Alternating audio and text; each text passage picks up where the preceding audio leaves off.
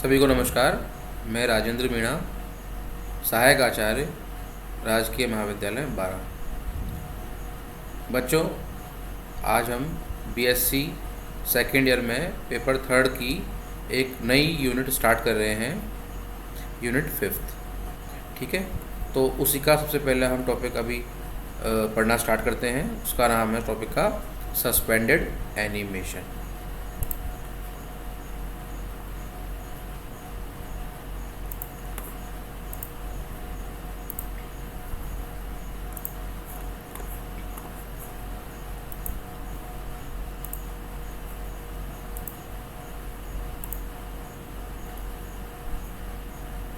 Start करते हैं बच्चों। निलंबित जीवन, बीजों के संदर्भ में निलंबित जीवन से क्या तात्पर्य है, उसके बारे में इस लेक्चर के द्वारा हम जानने का प्रयास करेंगे। तो स्टार्ट करते हैं बच्चों। जैसा कि आपको पता है कि पादपों में मेल गैमेट और फीमेल गैमेट के फर्टिलाइजेशन के द्वारा जाइगोट का निर्माण होता है। जाइगोट से फर्दर एम्ब्रियो यानी भ्रूण का निर्माण होता है, और भ्रूण के निर्माण के पश्चात जो है एक विशेष रचना जो होती है बीजांड, वो क्या है, बीज में परिवर्तित हो जाती है। ठीक है, तो ये बना हुआ जो बीज है अपने अंकुरण से पहले कुछ समय विश्रामी अवस्था को दर्शाता है, और यही विश्रामी अवस्था जो क्या है निलंबित जीवन को दर्शाती है। समझ में आया बच्चों? हमने कहा मेल गैमेट और फीमेल गैमेट में फर्टिलाइजेशन हुआ, फर्टिलाइजेशन से आपका जाइगोट का निर्माण हुआ, जाइगोट से फर्दर एम्ब्रियो का निर्माण हुआ, एम्ब्रियो के निर्माण के पश्चात जो बीजांड है वो बीज में परिवर्तित हो जाएगा। लेकिन ये बीज तुरंत ही अंकुरित नहीं होता, यह अंकुरण से पहले कुछ समय की विश्राम अवस्था को दर्शाता है। तो ये जो विश्राम अवस्था है उसी को हम क्या बोलते हैं, सस्पेंडेड एनिमेशन अथवा निलंबित जीवन। ठीक है, अब इसको हम अगर परिभाषा के रूप में देखें तो क्या बोलेंगे, ये देखिए, प्राय सक्रिय भ्रूण युक्त बीजों में वातावरणीय अथवा अंतर्जात कारकों द्वारा अंकुरण का अवरोध किया जाता है, जिसे बीज प्रसुप्ति कहते हैं। ठीक है, सक्रिय भ्रूण युक्त बीजों में वातावरणीय कारक हो सकते हैं या फिर कुछ अंतर्जात कारण हो सकते हैं। उसकी वजह से अगर बीज अपने अंकुरण का विरोध दर्शाता है, विरोध की प्रवृत्ति दर्शाता है, तो इसे क्या बोलेंगे हम, बीज प्रसुप्ति। ठीक है बेटा, ठीक है, आगे बढ़ते हैं। बीज प्रसुप्ति हमें समझ में आ गई। अब हम देखते हैं कि ये बीज प्रसुप्ति या सीड डोरमेंसी कितने प्रकार की होती है। Types of seed dormancy. तो बच्चों दो प्रकार की होती है, एक होती है प्राइमरी सीड डोरमेंसी और दूसरी होती है सेकेंडरी सीड डोरमेंसी। बहुत आसान है। प्राइमरी सीड डोरमेंसी वह सीड डोरमेंसी होती है जिसका कारण बीज में उपस्थित अंतर्जात कारक होते हैं, अर्थात बीज में उपस्थित अंतर्जात कारकों की वजह से अगर सीड डोरमेंसी को दर्शाता है तो वो क्या कहलाएगी, प्राइमरी सीड डोरमेंसी। ठीक है, सेकेंडरी सीड डोरमेंसी क्या होती है बच्चों, वह बीज प्रसुप्ति जो वातावरणीय कारकों द्वारा मुख्यतः बीज में क्रियात्मक स्तर पर अंकुरण के पुनः अवरोध को प्रकट करते हुए पाई जाती है, सेकेंडरी सीड डोरमेंसी कहलाती है। उदाहरण इसका है टैक्सस। ठीक है, प्राइमरी सीड डोरमेंसी वो है जो कि बीज में उपस्थित अंतर्जात कारकों के कारण उत्पन्न होती है। वो कारक कौन कौन से हैं अभी देख लेंगे अभी हम। उसी प्रकार सेकेंडरी सीड डोरमेंसी किसे कहेंगे हम, वह सीड डोरमेंसी जो कि वातावरणीय कारकों के द्वारा उत्पन्न होती है, सेकेंडरी सीड डोरमेंसी कहलाती है। मुख्यतः प्राइमरी सीड डोरमेंसी ही पाई जाती है, जो सेकेंडरी सीड डोरमेंसी है बहुत कम पादपों में देखने को मिलती है। इसका एक उदाहरण है टैक्सस। ठीक है बच्चों, आगे बढ़ते हैं। ये देखिए, एक फ्लो चार्ट के द्वारा हम इसको समझने का प्रयास करते हैं एक बार फिर से। ठीक है, सीड डोरमेंसी, इसका जो डोरमेंसी शब्द है इसका जो निर्माण हुआ है डोरमियर शब्द से हुआ माना जाता है, जिसका अर्थ होता है स्लीप और इनेबिलिटी टू ग्रो, अर्थात वृद्धि, ग्रो करने की इनेबिलिटी को दर्शाना, डोरमियर शब्द का अर्थ है। इस प्रक्रिया में क्या होता है, active growth is temporarily suspended. जो एक्टिव ग्रोथ होती है जो सीड की, वो कुछ समय के लिए, टेम्परेरी, परमानेंट नहीं होती है, कुछ समय के लिए सस्पेंडेड हो जाती है। ठीक है, ठीक है। हमने पढ़ा सीड डोरमेंसी दो प्रकार की होती है बच्चों, एक तो होती है प्राइमरी, ये है प्राइमरी, और एक होती है सेकेंडरी। जो प्राइमरी सीड डोरमेंसी होती है वो किसकी वजह से होती है, इंटरनल फैक्टर्स की वजह से। ठीक है, इसको इन्नेट डोरमेंसी भी कहा जाता है। ये किस वजह से हो सकती हैं, इसको हम देख लेते हैं। जो प्राइमरी सीड डोरमेंसी होती है कुछ बीजों में जो पाई जाती है, किसकी वजह से होती है, कई कारण हो सकते हैं। उसमें पहला कारण है impermeability of seed coat, moisture and O2। बच्चों आपको पता है कि जो बीज होता है उसके सबसे बाहर की ओर सीड कोट या बीज चोल पाया जाता है। ठीक है, अगर वो नमी को और ऑक्सीजन को अपने अंदर प्रवेश नहीं करने देता है तो उसकी वजह से बीज अंकुरण का विरोध दर्शाएगा और सीड डोरमेंसी हो गई। दूसरा है इमेच्योरिटी ऑफ एम्ब्रियो। ठीक है, कुछ पादपों में जो है भ्रूण पूरी तरह से परिपक्व नहीं हो पाता है, तो तब तक जब तक कि भ्रूण सही ढंग से परिपक्व नहीं होगा, सीड जो है डोरमेंसी को दर्शाएगा। तीसरा है डोमिनेंस ऑफ जर्मिनेटर इनहिबिटर्स, अर्थात वृद्धि संदमकों की उपस्थिति या उनकी प्रबलता।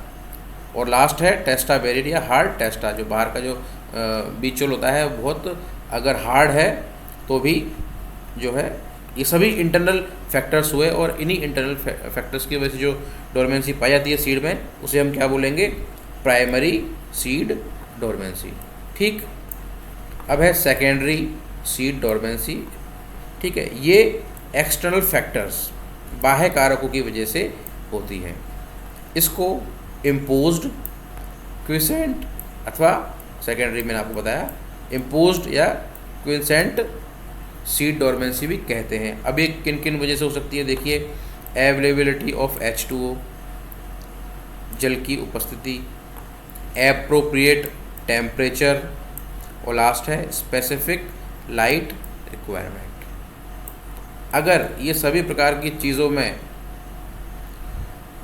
जिस भी प्रकार का वो बीज है, विशिष्ट प्रकार का बीज है, जिस परिस्थिति में उग रहा है, उसको जितनी मात्रा में चाहिए, मान लीजिए जल चाहिए, अगर नहीं मिल रहा है तो सीड डोरमेंसी दिखाएगा।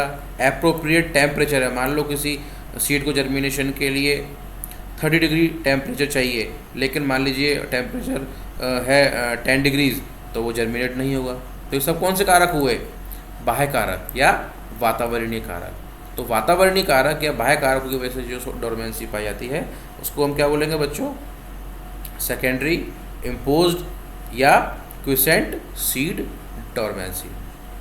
ठीक है बच्चों, आगे बढ़ते हैं।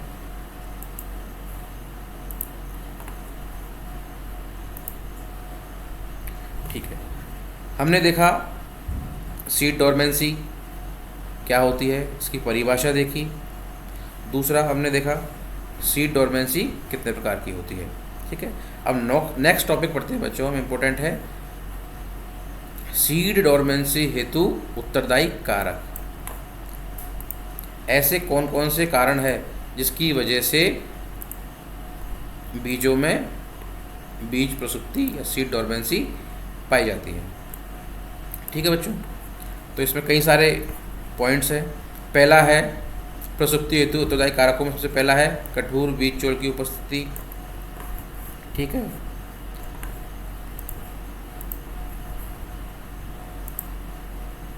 दूसरा है अपरिपक्व भ्रूण की उपस्थिति। तीसरा है उत्तर परिपक्वन काल की आवश्यकता। चौथा है वृद्धि संदर्भकों की उपस्थिति। पांचवा है अनुकूल तापीय आवश्यकताएं। और छठा है प्रकाश की आवश्यकताएं। इनको एक एक करके हम देखेंगे।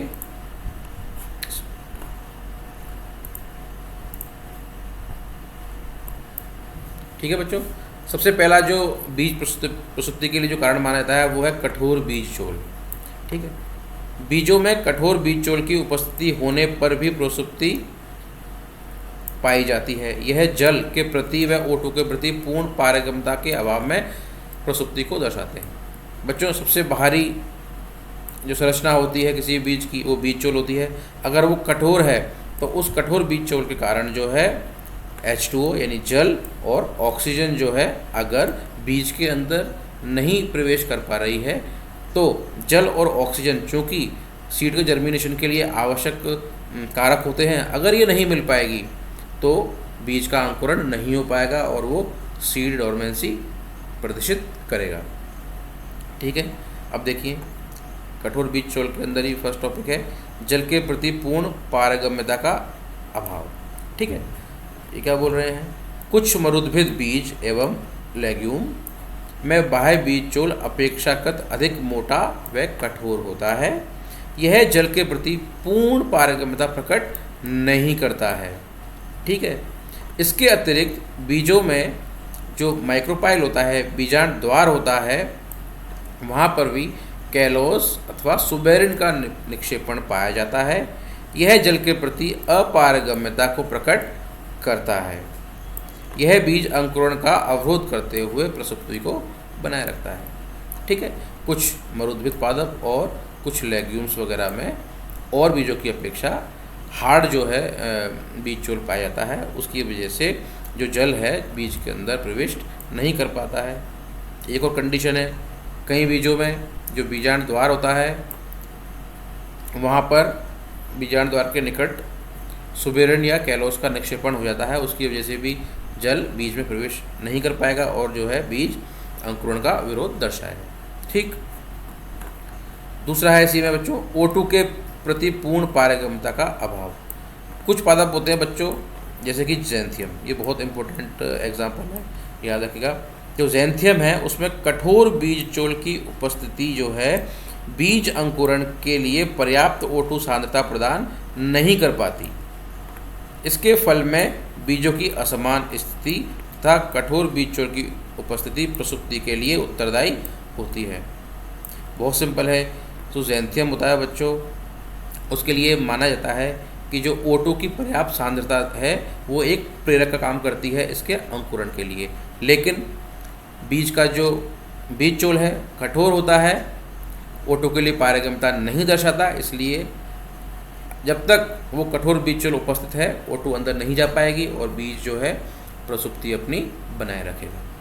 ठीक है, तो पहला पॉइंट हमने पढ़ लिया, कठोर बीज चोल की उपस्थिति जिसके कारण की प्रसुप्ति पाई जाती है बीजों में। नेक्स्ट पढ़ते हैं बच्चों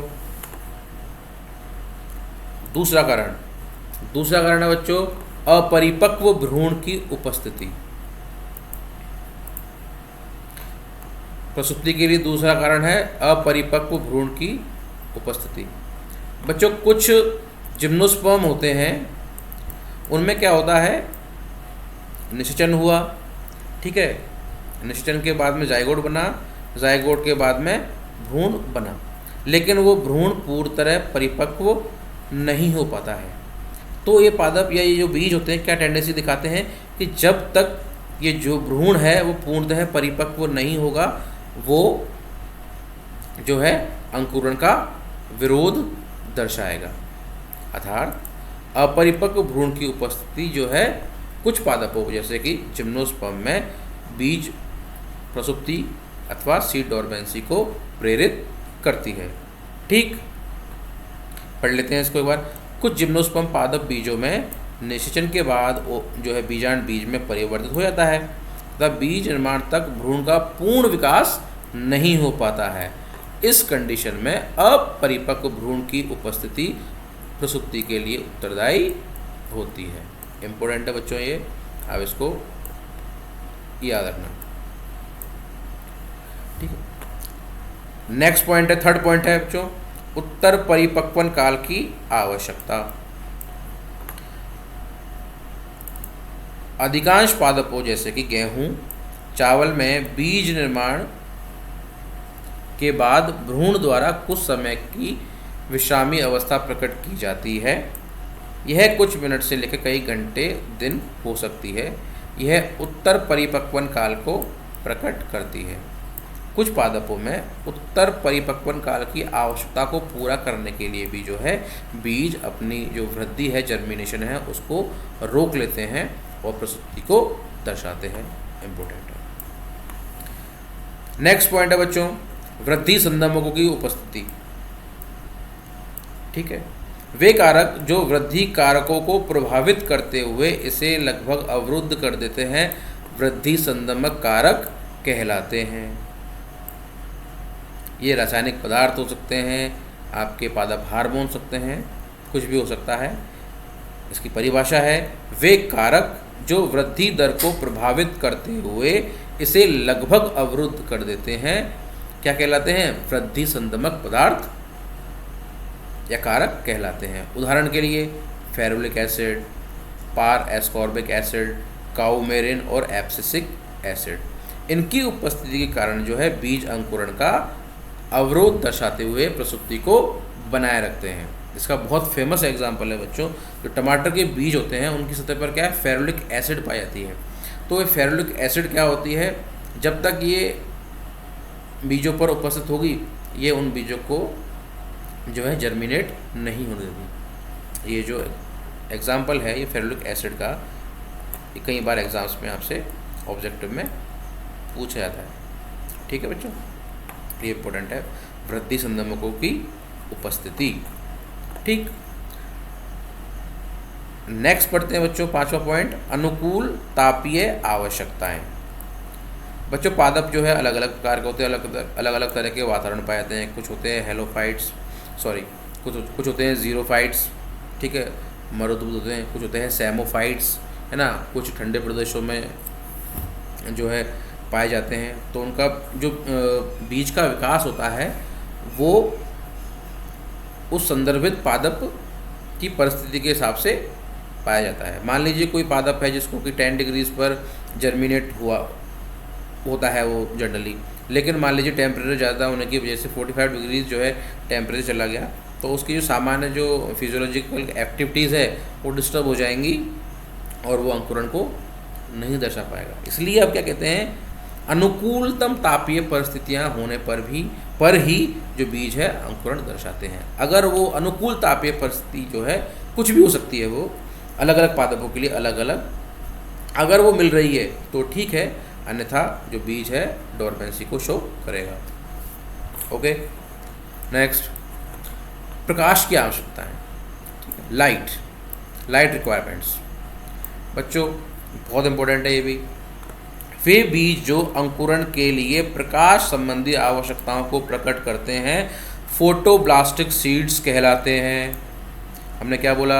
ऐसे बीज जो अपने अंकुरण के लिए प्रकाश संबंधी आवश्यकताओं को दर्शाते हैं क्या कहलाते हैं? फोटोब्लास्टिक सीड्स कहलाते हैं। अब ये भी दो प्रकार के हो सकते हैं, पॉजिटिव फोटोब्लास्टिक सीड्स अथवा नेगेटिव फोटोब्लास्टिक सीड्स। अब पॉजिटिव फोटोब्लास्टिक सीड्स क्या होते हैं बच्चों? ऐसे सीड्स जो कि प्रकाश की उपस्थिति में ही बीज अंकुरण संपन्न करते हैं, पॉजिटिव फोटोब्लास्टिक सीड्स कहलाते हैं, जैसे कि कैप्सुला। ठीक है, इन बीजों में प्राय अंकुरण के समय दृश्य प्रकाश की आवश्यकता होती है। ठीक है, ये हो गए पॉजिटिव फोटोब्लास्टिक सीड्स। नेगेटिव फोटोब्लास्टिक सीड्स क्या हुए बच्चे? वे बीज जिन्हें अंकुरण हेतु प्रकाश नहीं चाहिए। ऐसे बीज जो बिना प्रकाश के ही अंकुरित होंगे, अगर आप उनको प्रकाश दे देंगे तो वो बीजों का अंकुरण नहीं होता। उसका एक उदाहरण है बच्चों डिजिटेलिस, ये एक प्लांट है। ठीक है, इसके बीजों को अंकुरण के लिए बिल्कुल भी प्रकाश की आवश्यकता नहीं होती है। अगर गलती से आप जो है प्रकाश संबंधी इसकी आवश्यकताएं हैं उनको विपरीत जाके इसको प्रकाशीय अवस्था में रखेंगे, प्रकाश देंगे इसको, तो इसके बीज जो है जर्मिनेट नहीं होंगे। बहुत इंपॉर्टेंट है बच्चों ये डिजिटलिस प्लांट का उदाहरण, ठीक है। एग्ज़ाम में पूछता है फोटोप्लास्टिक सीड्स क्या होते हैं, पॉजिटिव क्या होते हैं, नेगेटिव क्या होते हैं, कैप्सुला जो है किस प्रकार के फोटोप्लास्टिक होता है, नेगेटिव होता है, क्या होता है, आपसे ये हमेशा पूछा जाता है, ठीक है बच्चों। समझ में आ गया। इस पेज में हमने क्या पढ़ा? पहला पॉइंट हमने पिछले पेज में पढ़ा था जिसमें कि बोला था कठोर बीजचोरों की उपस्थिति। कठोर बीजचोरों की उपस्थिति के कारण जो है H2O और O2 जो है बीज के अंदर प्रवेश नहीं कर पाती और अंकुरण नहीं हो पाता। सेकंड हमने पढ़ा ये अपरिपक्व भ्रूण की उपस्थिति। थर्ड पढ़ा उत्तर परिपक्वन काल की आवश्यकताएं। फोर्थ पढ़ा वृद्धि संदर्भकों की उपस्थिति। फिफ्थ पढ़ा अनुकूल तापीय आवश्यकताएं। सिक्स्थ पढ़ा प्रकाशीय आवश्यकताएं। ठीक, नेक्स्ट पढ़ते हैं। हाँ बच्चों, जो हमने पढ़ाई की ऐसे कौन से कारक है जो कि सीड डोरमेंसी को प्रेरित करते हैं या इंड्यूस करते हैं, उसी को एक मैंने यूट्यूब से एक विज्ञान सरोवर एक यूट्यूब चैनल है वहाँ से कॉपी पेस्ट किया है, ठीक है, आपको बेहतर समझाने के लिए। फैक्टर्स कॉज्ड सीड डोरमेंसी, ऐसे कौन से कारक है जो कि सीड डोरमेंसी को दर्शाएंगे, ठीक है, जो हमने पढ़ा वही चीज़ें ये। पहला है सीड कोट, ठीक है। दूसरा है रूडिमेंट एम्ब्रियो, अपरिपक्व भ्रूण। तीसरा है germination, dominance of germination inhibitors, वृद्धि संदर्भकों की उपस्थिति। नेक्स्ट है टेम्परेचर, ठीक है, ताप संबंधी आवश्यकता है, ठीक है। उसके बाद में ओवर रिपनिंग, लॉन्ग ड्राइंग, उत्तर परिपक्वन काल की आवश्यकताएं, और लास्ट पढ़ा स्पेसिफिक लाइट, ठीक है। फोटोप्लास्टिक सीड्स के बारे में पढ़ा हमने, ठीक है। सीड कोट में जो बच्चों आपको पता ही है O2 और जो है H2O की जो कंडीशंस होती है उसकी वजह से अगर वो कंडीशन नहीं फुलफिल हो पाती तो वो सीड जो है अंकुरित नहीं हो पाते। रूडिमेंट एम्ब्रियो जो है ये, अगर एम्ब्रियो जो है पूरी तरह विकसित नहीं होगा तब तक जो है बीज अंकुरण नहीं दिखाएंगे। इसका एक उदाहरण है, इसको याद रख लीजिएगा आप, गिंगो बाइलोगा, ठीक है, गिंगो बाइलोगा, ठीक है। ये हो गया, ठीक बच्चों।